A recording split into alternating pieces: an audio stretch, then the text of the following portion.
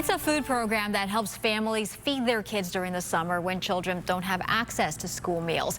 But as I was digging into the Sunbucks EBT program, I discovered fraud that came from within. Let me break this down. These are Sunbucks EBT cards, part of a program facilitated through the California Department of Social Services.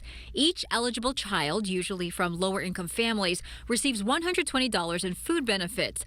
I've covered this program before, unfortunately, when money was stolen from the cards. We were relying on those meals there. Last year, I introduced you to this woman who said her Sunbucks cards were drained before she even got a chance to use them.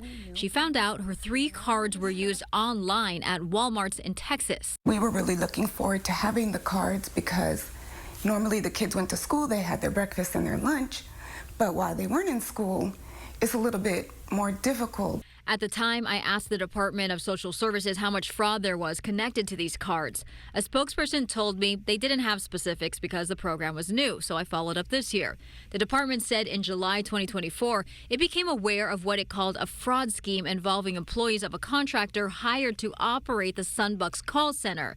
507 Sunbucks cards were part of this data breach. Families were notified through this letter, which said the employees improperly accessed case information, including the child's name, address, birth date, card number, and EBT account number. According to the department, the contractor involved was the Foundation for California Community Colleges. I reached out to the organization. A spokesperson said the employees were fired and law enforcement was notified. There were no additional incidents. $60,840 in funds was reimbursed to families paid for by the contractor.